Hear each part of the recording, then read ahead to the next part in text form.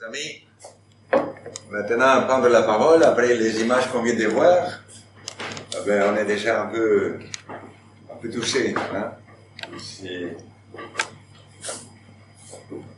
Eh bien, chers frères et sœurs, voilà, c'est un pays, Madagascar, très accueillant, formidable, que je connais depuis 1970.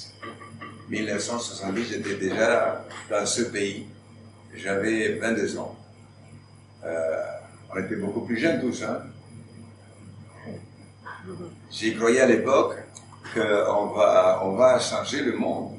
Je croyais à l'époque qu'on va vraiment... que cette pauvreté qu'on vient de voir là, ce sont des images d'il y a un an peut-être. Hein? Regardez là. Et que ces images, ils vont disparaître. Eh bien, voilà, 55 ans plus tard, ça existe toujours. Ça existe toujours.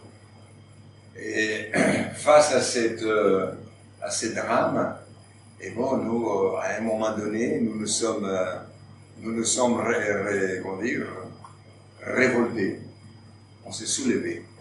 Et on a commencé à une aventure humaine que tout le monde disait impossible. Impossible. Mais pour Dieu, rien n'est impossible. Quand vous croyez que Dieu est amour, que Dieu ne laisse pas mourir le plus pauvre, surtout les enfants, eh bien, on peut faire des choses. Et il y a 36 ans, nous avons commencé à la décharge de Tananarive. Cette aventure que je n'y croyais pas que ça va devenir une œuvre aussi importante. Je n'y croyais pas.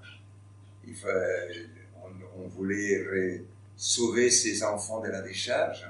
Je disais, si ça va durer 3 ans, ça va être long, ça va être beaucoup de temps. Si j'exagère, ça va être 5 ans. Et aujourd'hui, nous sommes 36 ans. 30 ans, et nous sommes toujours là. Bien sûr, on a transformé, là, cet endroit où nous travaillons aujourd'hui, c'est transformé totalement. Mais la pauvreté, elle est partout. Elle est partout. Alors, et voilà que les gens d'ailleurs viennent toujours nous demander et comment dire à une maman, à des enfants, il n'y a pas la place pour vous. Il n'y a pas la place. Je disais souvent, comme une boutade, hein, si Dieu existe, et si vous croyez en Dieu, vous devez toujours trouver une place pour les plus pauvres. Il y a toujours une place. Parce que pour Dieu, rien n'est impossible. Mais cette place-là, il faut la chercher. Et il faut que vous vous engagiez à faire ce travail-là d'une façon régulière et quotidienne. Et voilà que, pour moi, c'est difficile de résumer ma vie à Madagascar de 55 ans. Dans 1 heure, c'est pas possible. Mais je peux dire que j'étais touché par ce pays que j'ai découvert en tant que jeune séminariste.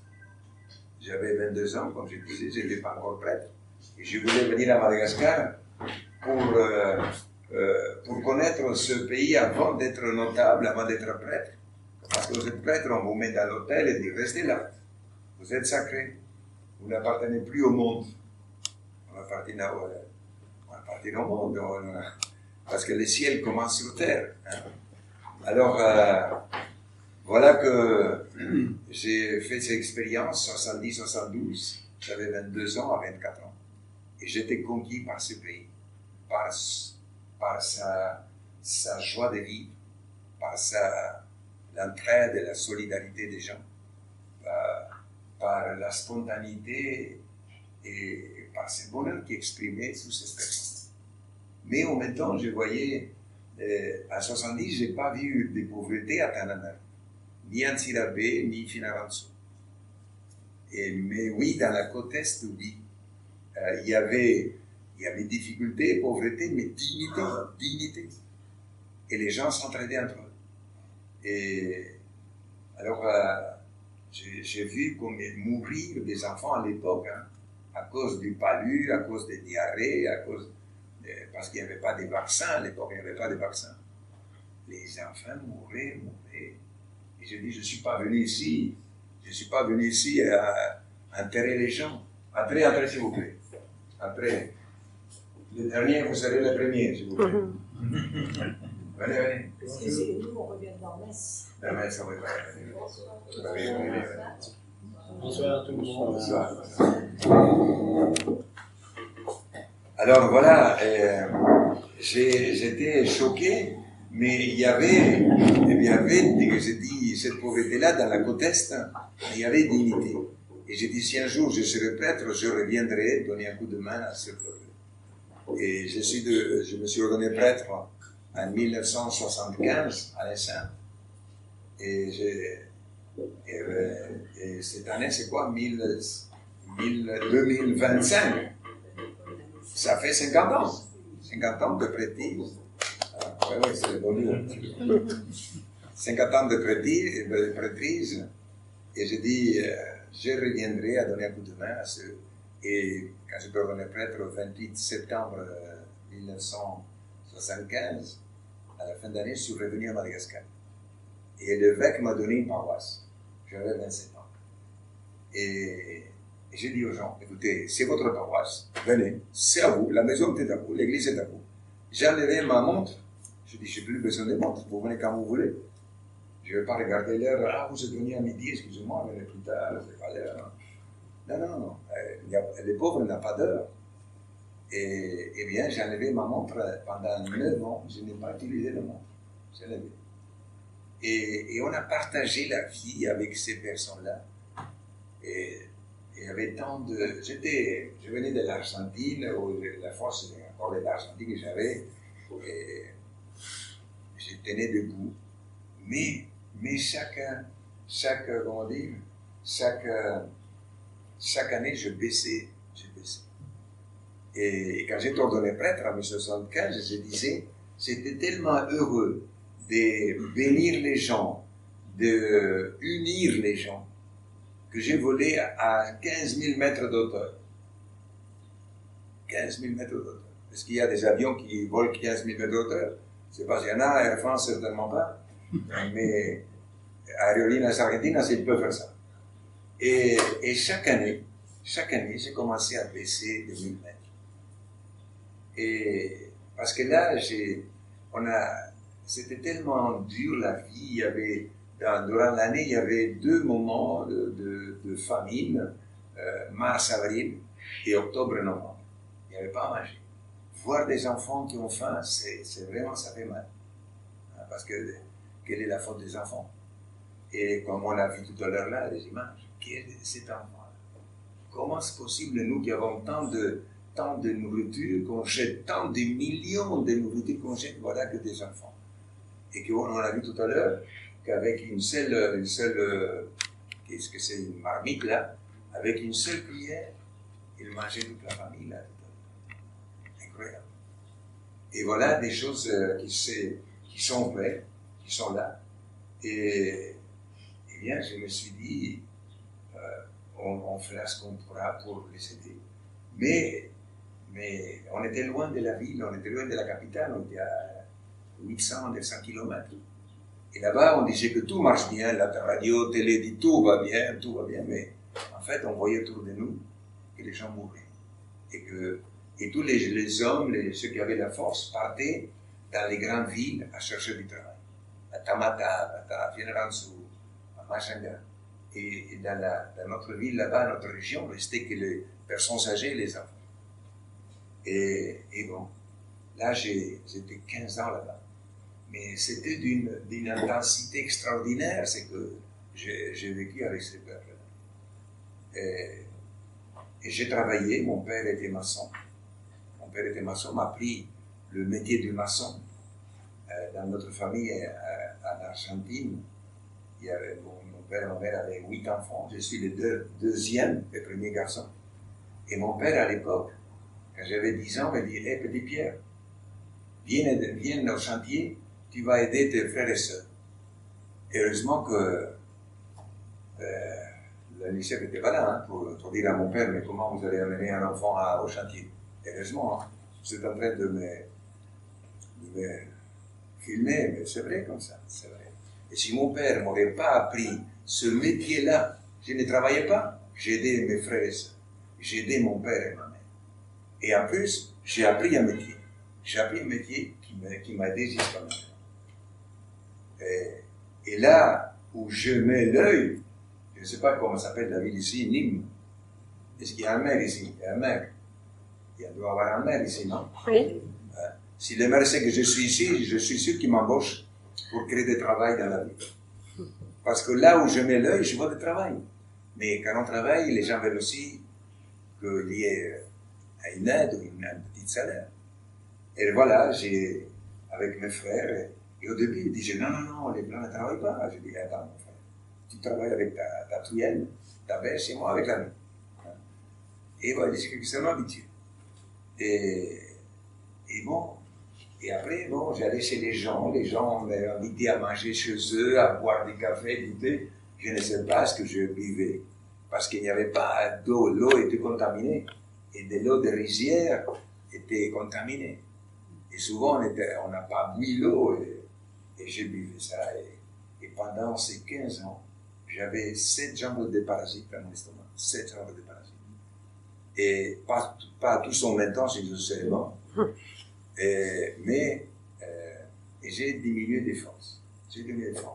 Et en 14, 13, 12, 11, 10, 9, 8, 7, 6, 5, 4, 3, 2, 0. J'ai touché terre. Et j'ai dit, je ne peux plus être debout, je pars. Pour partir, j'ai dit, j'avais le droit de demander une année sabbatique.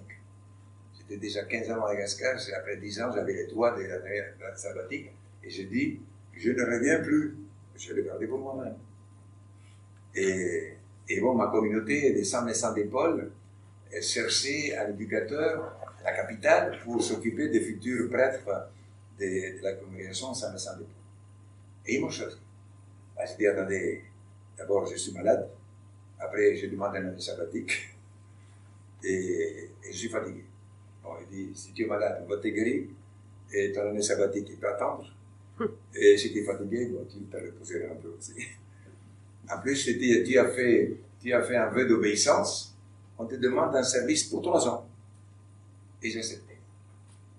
Et le fait d'avoir accepté ces nouvelles charges dans la capitale, une semaine plus tard, une personne avait besoin d'un prêtre. Ils m'ont demandé, je suis allé avec quelqu'un qui m'a aidé. Je ne savais pas que je vais passer à travers la décharge. Et quand j'ai vu cette décharge avec des centaines d'enfants qui étaient là-dessus, qui se bagarraient les ordures avec des animaux qui étaient là, je suis resté pétrifié. J'ai subi un électrochoc. J'ai dit, mais c'est vrai ce que je vois. Je suis allé quand même voir le malade. Et prier pour lui, mais les soirs, je ne pouvais plus dormir. Et vers minuit, je me suis mis à genoux sur mon lit, à minuit. J'ai levé la main, j'ai dit, Seigneur, aide-moi à faire quelque chose pour ces enfants, sans être connu et sans argent. Parce que à Madagascar, on dit qu'un blanc a beaucoup d'argent. Moi, je suis blanc, oui, c'est vrai. Je n'avais pas d'argent. Et bon, voilà, sans argent, on a commencé. Et le lendemain de ce jour-là, quand j'ai prié Dieu, aide-moi à faire quelque chose pour les enfants, je suis allé à la décharge et j'ai dit, mais mon vie va arriver. Les gens m'ont dit, hé, Razan, le blanc, l'étranger, qu'est-ce que tu veux? Parlez avec lui, parle. Je dis pas des mots comme ça, des choses sérieuses. Et tu vas entrer dans cette case, 1m70 d'auteur. Je dis, si tu entres, j'avance. Il a rampé, je suis rampé derrière lui. Entré. Je dis, est-ce qu'il y a un comité? Oui. Est-ce que tu peux les appeler? Oui. Il les a appelés. Je me suis présenté, je dis, je suis prêtre, missionnaire. Ah bon? Ah bon? Mon père, je dis, si vous aimez vos enfants, je suis prêt à vous donner un coup de main. Voilà comment. Et c'est là, assis par terre, dans une maison, si c'est, on peut dire, maison de carton et de plastique, d'1m70 d'auteur, et on entrait en rampant là-dedans. C'est là où est né ce mouvement à Kamasu, qui veut dire les bons amis. Les bons amis. Et là est né. Et ensuite, quand ils ont dit oui, nous aimons nos enfants, j'ai appelé vite le jeune que je connaissais du sud-est, qui était à l'université d'Etana et qui n'étudiait plus parce qu'il y avait la grève tout le temps. Je les ai appelés, j'ai dit, vous vous souvenez quand vous étiez lycéen, que vous aviez des idées extraordinaires, comment un chrétien doit s'engager pour son pays, ses compatriotes, hein, pour chercher, pour lutter pour plus de justice. Oui, on se rappelle. Eh bien, maintenant, je vous invite, vous êtes prêts à me suivre à la décharge. Il y a plein d'enfants qu'il faut aider. Ils ont dit, mon père, on y va. Et on est parti. Jusqu'aujourd'hui. Jusqu'aujourd'hui. Alors, voilà. Et je suis resté, maintenant, ça fait 36 ans. 36 ans, depuis ces jours-là. Et j'ai oublié de demander une année sabbatique. J'ai oublié. J'ai plus demandé. Et voilà, maintenant, c'est une autre vie que j'ai commencé à vivre. Et j'ai demandé à ma communauté, après 3 ans, laissez-moi vivre avec les gens de la décharge. Parce que dans notre communauté, on doit aussi vivre avec les autres prêtres en communauté. Et je ne suis pas devenu prêtre pour vivre avec notre prêtre. Je suis devenu prêtre pour imiter Jésus, hein? L'homme qui aime les plus pauvres, qui s'engageait pour eux, qui les a aidés de façon concrète.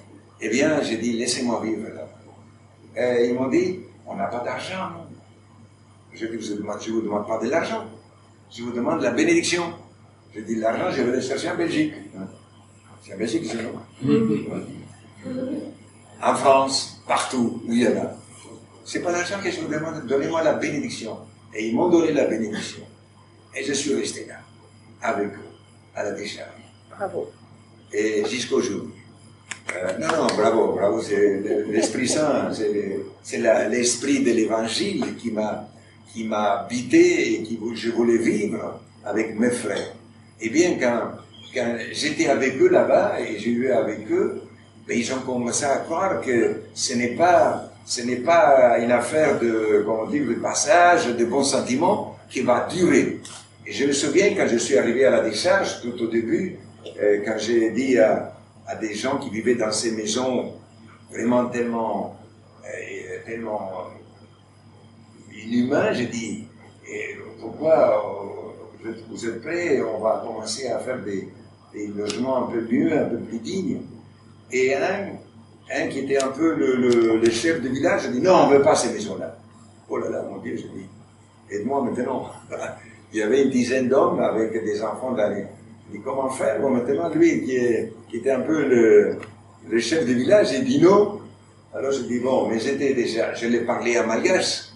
Alors je dis, bon, toi, mon frère, tu as des enfants? Oui. Tu as des enfants morts? Oui, bien sûr. Et tu veux que celui-là me arrange? Ah non, je ne veux pas. Tu veux pas une maison qui soit un peu plus digne, où tu te sens mieux, ton enfant? Ah oui, pourquoi pas? Et l'autre aussi, je les ai encouragés. Le seul qui est resté là, je ne veux pas, c'est le premier. Et tous les autres ont dit, d'accord, oui, nous sommes partants. Je les ai parlé à malgache avec des mots que je sais que ça touche le cœur et touche le cœur d'un père. Et ils ont dit oui. Eh bien, pendant 3 ans, on a fait ce village-là. Et quand on va finir le village, ce chef de village, il vient me voir, il me dit, mon père, je veux te parler. Je dis, oui. Écoute, il dit, est-ce que moi, je ne peux pas bénéficier d'un logement aussi? Alors, je ne vais pas recommencer la bagarre, hein, parce qu'il était très, très, très monté contre nous. J'ai dit, oui, mon frère, bien sûr que oui. Alors, aujourd'hui, 2 de ses enfants sont professeurs dans notre collège. Voilà.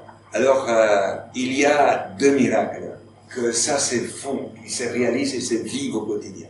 Il y a des miracles.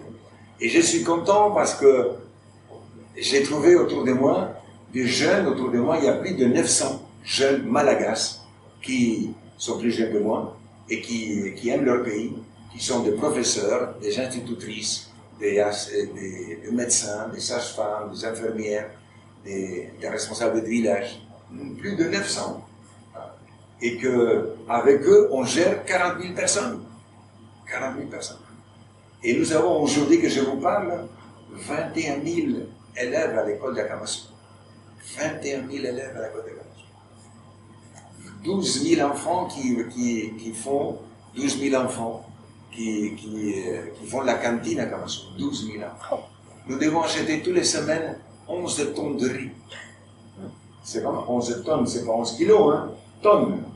Je pense que quand vous allez au marché, vous ne dites pas donnez-moi une tonne de riz. Vous dites donnez-moi un kilo, 2 kilos, mais eh bien, plus les légumes, plus les huiles, plus les bois brûlés, tout cela. Eh bien, ça, c'est devenu vraiment quelque chose de grand, d'important. Et je ne panique plus. J'ai paniqué les premières années, je ne panique plus maintenant. Parce que les gens viennent tout seuls nous voir maintenant, même là-bas. Je vous viens voir ici, hein, parce qu'on m'invite, hein, l'association des enfants de Madagascar qui m'invite.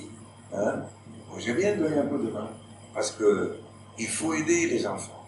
Et je suis content qu'ils agissent dans le sud de Madagascar, où il y a tant de besoins, tant de besoins. Et voilà, cette œuvre-là grandit, et on me demande toujours, depuis 36 ans, je vous dis que c'est 36 ans que nous sommes là avec à Kamasou, et dès la 3e année, des gens qui pensaient être rusés, ou pensaient être très intelligents, me disent, père, attends, j'ai une question à te poser. Je dis, oui, mon frère, vas-y. Mais il dit, mais est-ce que tu as pensé un peu à la pérennité du travail? C'est quoi la pérennité? Tu as pensé qu'est-ce que ça va devenir à Kamasou plus tard? Tu as pensé comment ça va évoluer plus tard? Bah, je dis un peu, hein, un tout petit peu. Et un peu beaucoup aussi. Parce que vous pensez qu'un travail comme ça se fait comme ça à la légère, chers amis, et quelqu'un qui n'a rien donné et qui vient me questionner comme ça. Alors là, je sors aussi mon artillerie, hein. Mais gentil, hein, gentil. Pour le faire réfléchir. Parce que, chers amis, nous sommes tous des humains. Je suis sûr que vous n'avez pas demandé à votre maman de naître en Belgique. Je n'ai pas demandé à ma mère de naître en Argentine, qui venait de Slovénie avec mon père, qui était des réfugiés politiques de la Slovénie, où les communistes avaient pris le pouvoir et qui voulaient tuer tous ceux qui étaient croyants. Et ils ont dû émigrer en Argentine. Je n'ai pas demandé de naître en Argentine. Je suis argentin pour les Argentins, slovène pour les Slovènes. Je dis, si ton père et ta mère sont slovènes, tu n'es pas chinois. Hein? Oui, slovène aussi. Et alors, mes frères malgaches aussi n'ont pas demandé à sa maman de naître à Madagascar. Là où nous sommes nés, Dieu l'a voulu ainsi. Et s'il nous a donné un cœur, nous a donné l'intelligence pour que nous puissions entre nous entendre, nous comprendre, nous entraider, nous respecter, se respecter et s'aimer. Et s'aimer. Et voilà, mon message, c'est un message d'amour, un message de fraternité, mais en même temps, un message de vérité aussi, parce qu'on ne peut pas mentir et dire la vérité, ou dire la vérité et mentir, on ne peut pas faire ça. Et les gens qui me disent, oui mon père, j'aime mon enfant, mais il ne fait rien pour lui, je dis, mon frère, qu'est-ce que tu m'as dit? Et si je dis, non, bon, c'est pas grave, non, c'est grave. Comment on va un enfant qu'on a mis au monde et qu'on le laisse tout seul? C'est pas possible. Moi, je vois des enfants, ce sont des anges, je dis, qui est le père de celui-là? Et comment il l'a laissé?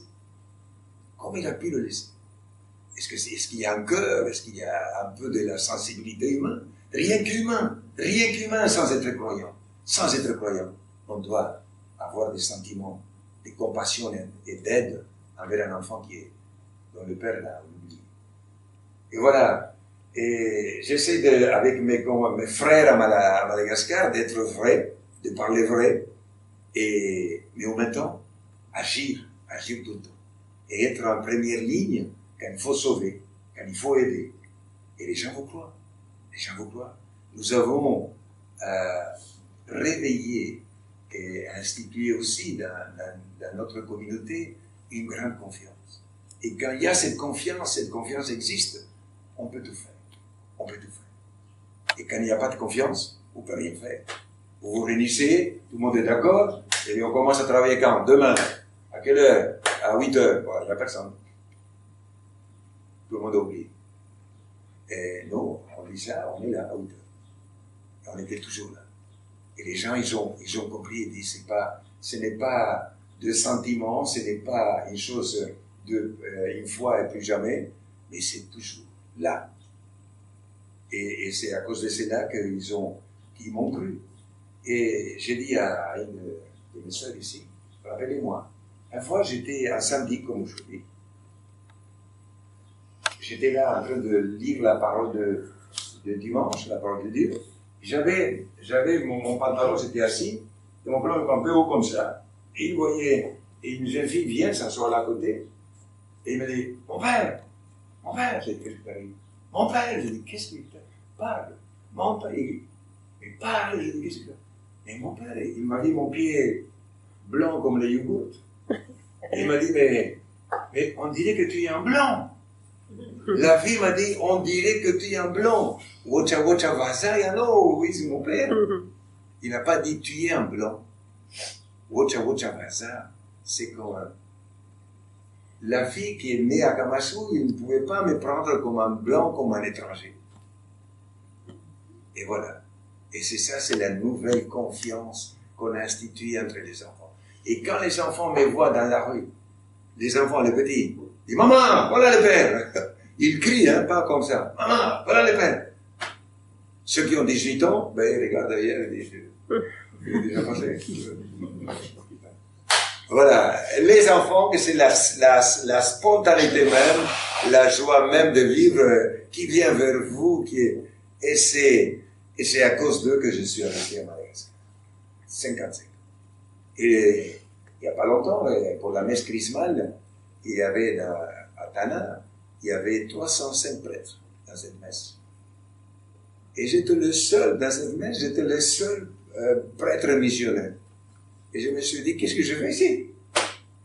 304 prêtres malagasy. Moi, j'étais le seul prêtre vaïni missionnaire. Et je suis resté à cause des enfants. Voilà. Alors, les gens qui me demandent souvent comment prévoir l'avenir, où est la relève.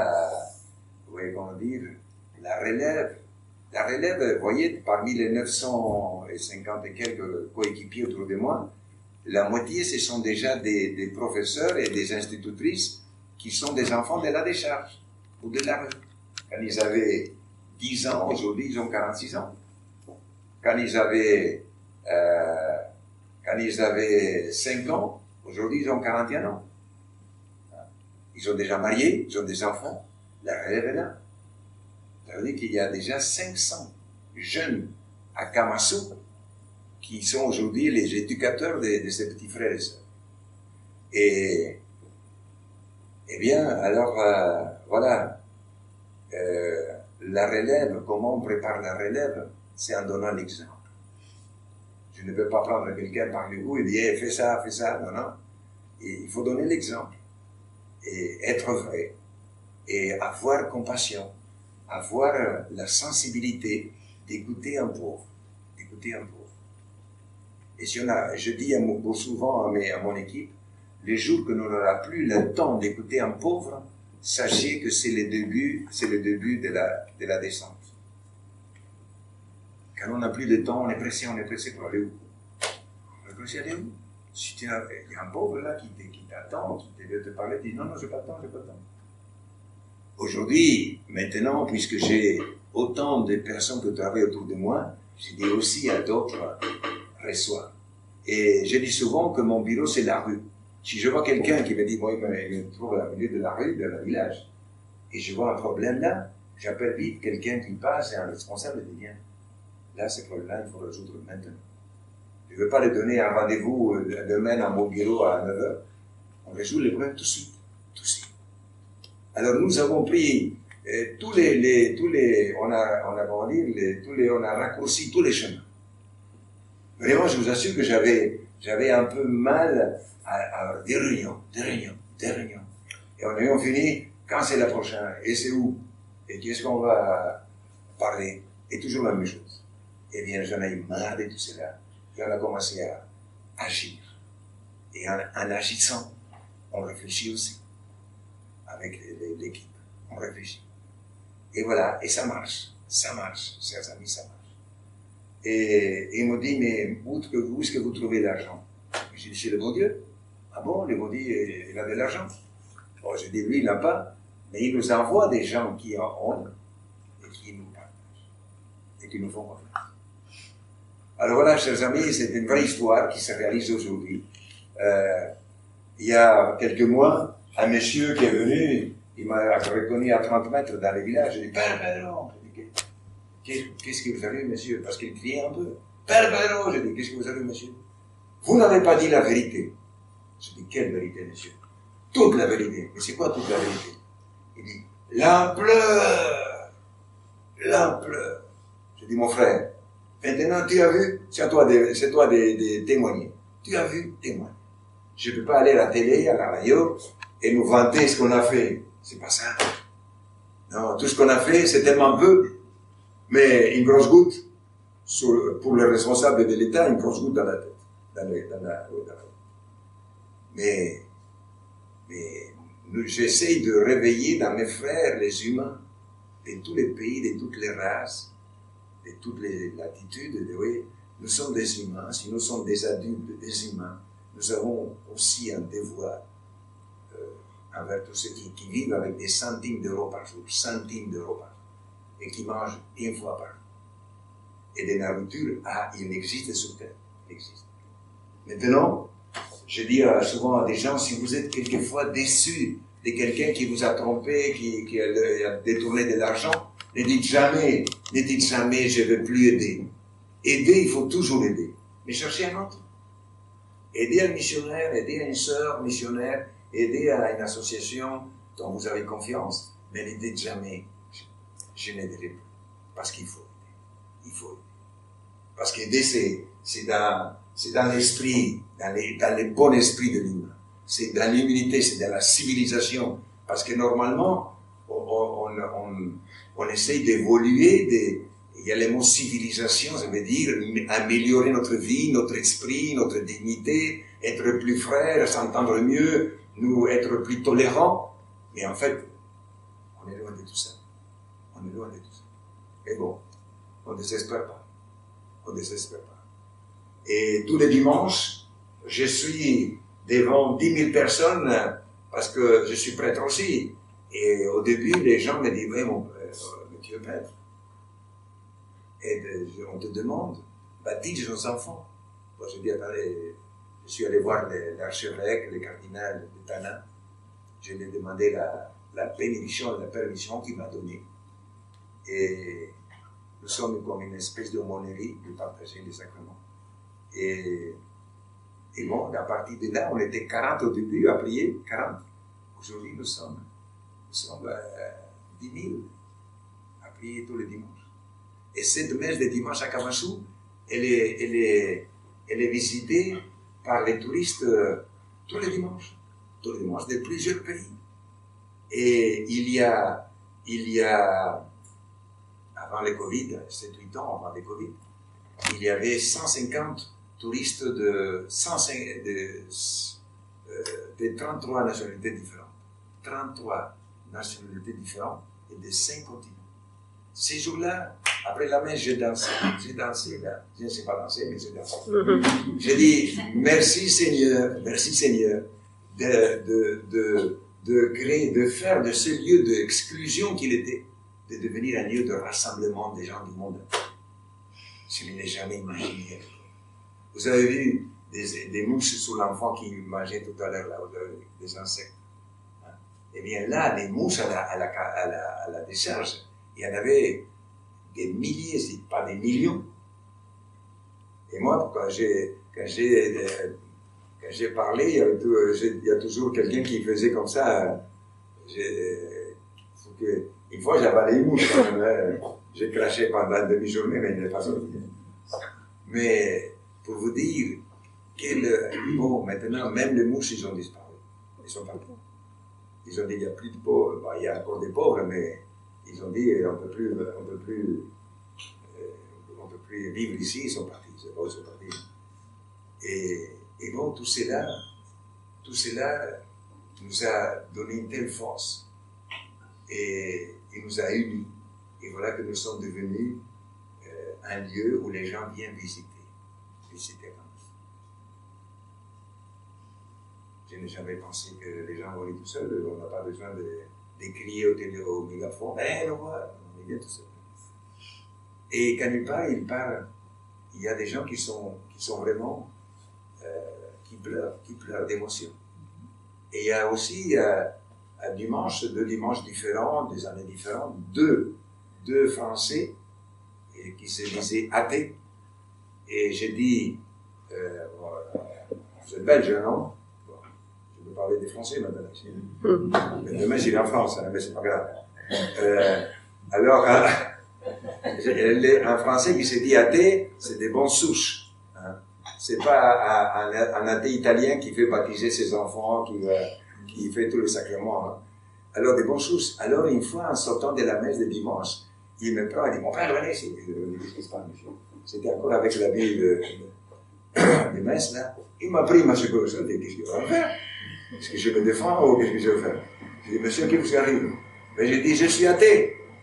Et en sortant de là, je ne suis pas le même. Je dis, monsieur, c'est pas avec moi qu'il vous arrangez, avec celui qui est là-haut, là. Il ne faut pas me secouer à moi, je dis. Et voilà que les pauvres, ils ont converti les riches. Les pauvres qui font pleurer les riches qui viennent nous voir. Et voilà, et combien de gens qui ont vu notre messe, qui ont pris avec nous, avec nos enfants, 75% des enfants et des jeunes, et 25% des personnes adultes dans cette communauté d'Akamasou. Et quand je viens ici en France, ou en Belgique, je vois 50 personnes, et je vois leurs cheveux, je vois leur allure, et je dis, chers jeunes, comment ça se regarde? Oui, je vois des jeunes, c'est là. Et comme j'en ai donné, je répète encore, chers jeunes, alors ils disent, il faut l'acheter des lunettes à ces moments. Alors je dis, moi, je vous dis, je sais que l'âge que vous avez, je sais que vous avez mal au dos, mal au genou, mais le corps a vieilli, et l'esprit, il est toujours jeune. Ah oui, il se met garde-boue. Il se met garde-boue tous. Je dis, mes frères, alors partagez votre foi à vos enfants et petits-enfants. Parce que si on perd cette force de l'esprit, à Madagascar, il y a plusieurs proverbes qui manifestent la sagesse du peuple malagasy. Un qui dit, la vérité ne meurt jamais. La vérité ne meurt jamais. Et un autre qui dit, c'est Fana Maoul, c'est l'esprit qui fait la personne. Ce n'est pas ton argent en banque, ce n'est pas ta belle voiture, ce n'est pas ton château. C'est ton esprit qui fait de toi, ni ton diplôme, c'est ton esprit qui fait de toi une personne. Et après, il y a aussi qui dit, Azaniluasha, Mangina Nuserina, Fandiaman Santampundi. Vous avez tout compris. Bravo. Il dit, ne regardez pas dans une vallée, ne regardez pas la vallée silencieuse. Regarde vers le haut, que Dieu est en train de te regarder. Dieu est partout.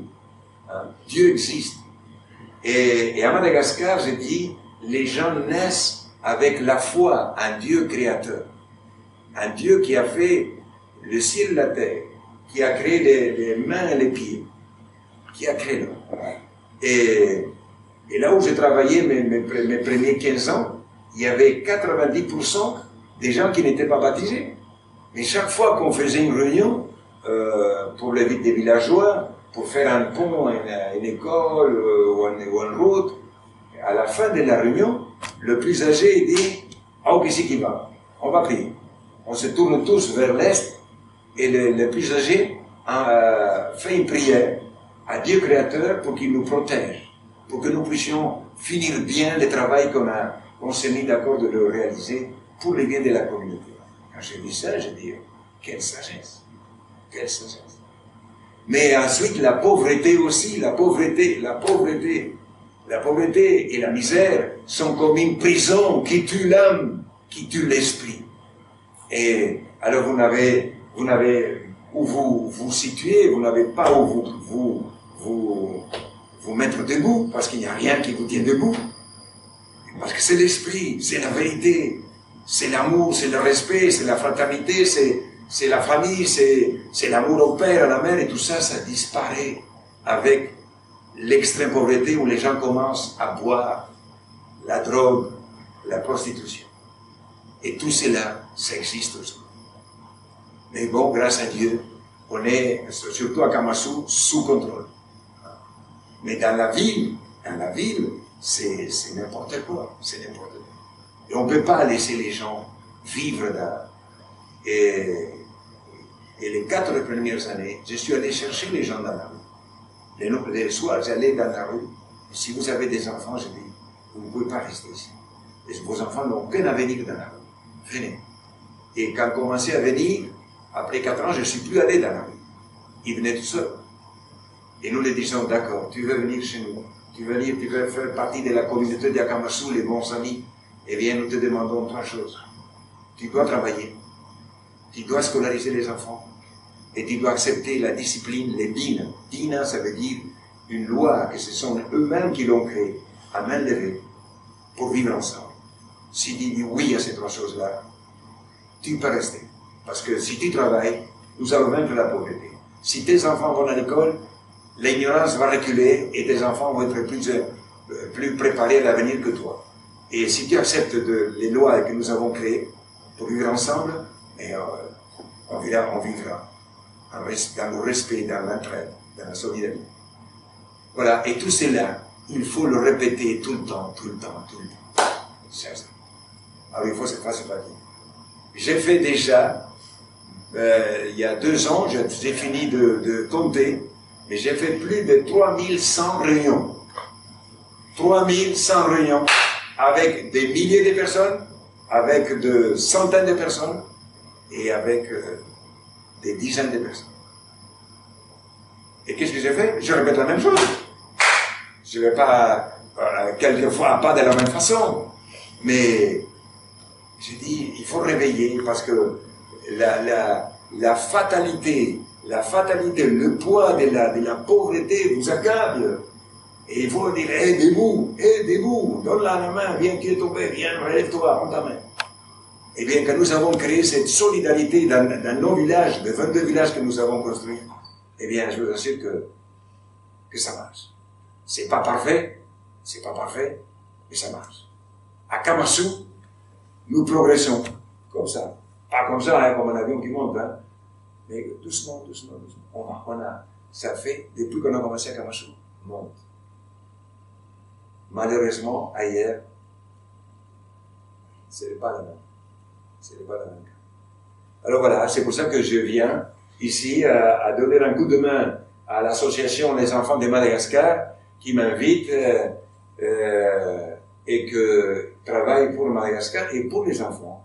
Et à travers nous cherchons où aider les plus pauvres. Maintenant, c'est le sud de Madagascar. La richesse, c'est que chacun de nous a un talent et qu'il faut être différent, mais tous avec l'envie d'être unis, de travailler ensemble dans le respect. C'est ça mais différents. Et quand nous sommes différents, on avance. Voilà, chers amis, une petite exposé. S'il y a des questions, je suis prêt. Si c'est possible de finir avant minuit. Merci d'être là. Merci. Il y a 2 sœurs de Madagascar que je suis content de saluer dans Tapa. Merci.